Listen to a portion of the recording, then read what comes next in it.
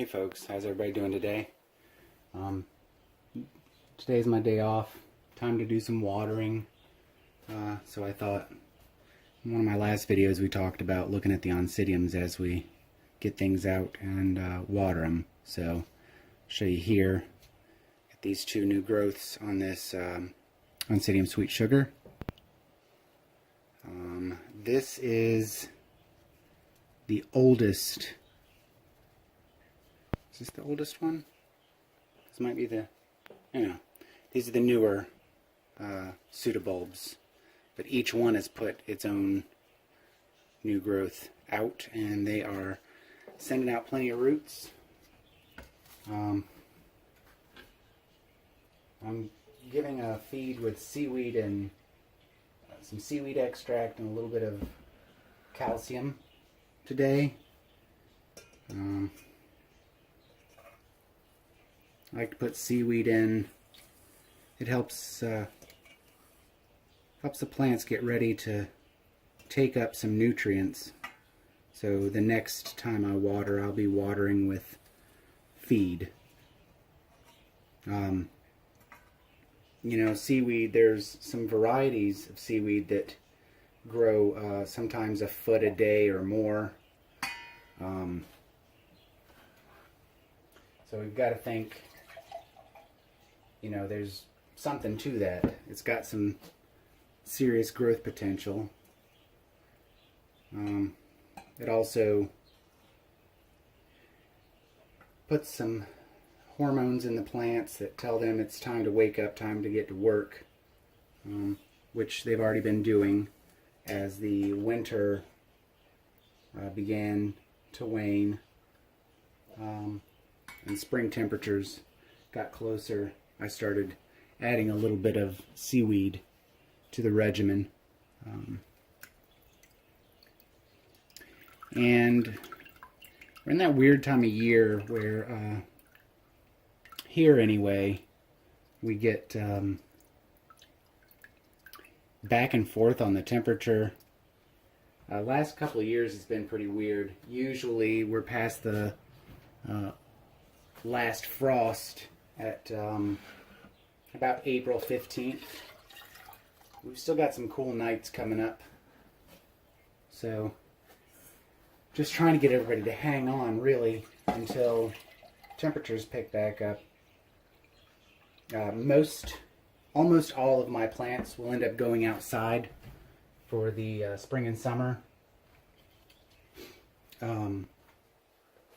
As soon as we get nighttime temperatures that stay above about 55 degrees. I don't mind if they dip down close to 50 for a day or two, but much longer than that, and you can have some setbacks and problems. This is the other piece of that Oncidium sweet sugar that I split off.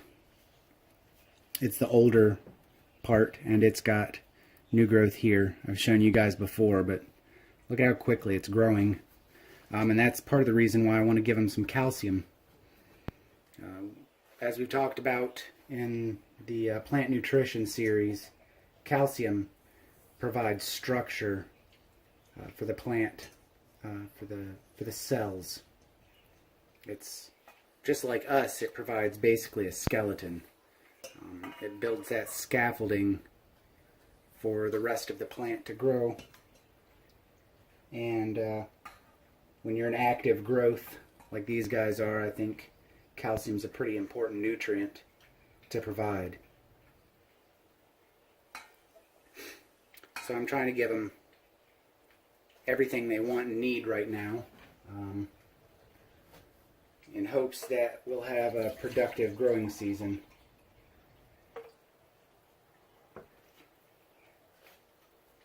I haven't been keeping oncidiums for all that long. For a while, mostly all I kept was what we all really have tremendous access to, and that's the Phalaenopsis type orchids. I still keep a lot of phals. Still love phals. I know a lot of people find them a little, too common, but they're actually great plants. And, you know, we all, well, I can't say we all do. I enjoy a challenge from time to time. But sometimes it's really just nice to enjoy the flowers on a plant that you know is going to flower every single year. It's really no challenge to grow phals once you get used to them. I suppose that's true about really any of the orchids, but Phalaenopsis orchids they're really not all that picky. They can deal with a wide range of temperatures and lighting, at least with the complex hybrids that we have available at most garden centers and big box stores, sometimes grocery stores, IKEA, wherever you find them at. They can put up with quite a bit. This is my Oncastelli Wildcat. This growth has got some issues.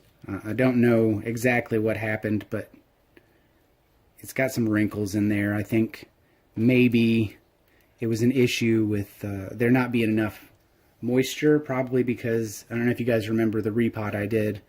Well, I talked about anyway. When I repotted some of these, they were in too big a pot. The problem that I had was when I first repotted them, their root system was so vast, it was really difficult to get it in something much smaller than what I had them in without literally just cramming roots in. And I didn't want to risk breaking them. But with that came moisture was sticking around too long, so that was an issue. And I think we lost a lot of roots because of that. But got this new growth. It's thickening up. We've got nice new roots coming in down here, and it actually has a new growth coming off of it. This guy right here. So it's doing better. And I'm hoping, with it being in fresh media, small bark, that we'll get some good growth out of it this year, and maybe some blooms. Like I said, I'm used to Phalaenopsis, and I know exactly what I need to do to trigger those guys to bloom. As long as they're in good health, they bloom reliably. These Oncidiums, though, I've got to get I suppose it's the lighting that gives us the most problems with these guys. But like with anything, once you get used to it, it's no big deal. You just work it into your routine.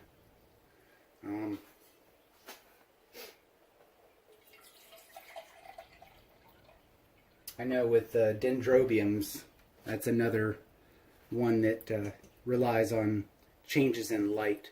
A lot of dendrobiums come from places where the trees that they grow on are deciduous. So in the fall, those trees drop their leaves, and all of a sudden they've got a lot more light. You know, all that canopy that was providing some shade and diffusing the light coming in, all of a sudden all those leaves are gone.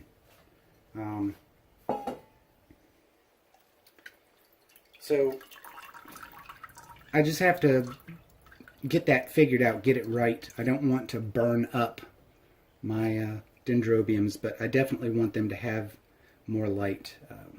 My bigger Phalaenopsis type dendrobium I've been keeping directly under my grow light. It's not a super strong grow light, but it puts out plenty of light for these guys. And I am seeing some slight yellowing on the leaves, which I know a lot of growers say that's when you know they're happiest. It's not the prettiest looking plant when you've got yellow, but it seems to be happier. It's at about the right amount of light when you get some yellowing. This is my Degarmoara, Shibumi Purple Rain. That new growth has just cracked all the way out of that basal leaf, and it's looking really good. I hope it continues to grow really well. I've got a stone in here. I had a couple of roots that kind of wanted to do their own thing. I didn't want them coming to the surface, so I just used a smooth stone to hold it down. Some of the roots started heading back down into the media, so it seems to be working. But anyway, I'm going to keep watering some stuff. Carl is very talkative today. I'm sure you can hear him in the background, my rooster. I just wanted to check in with you guys. Nothing real exciting going on today. But I thought it would be a good opportunity to go over the progress on my oncidiums while I'm watering them.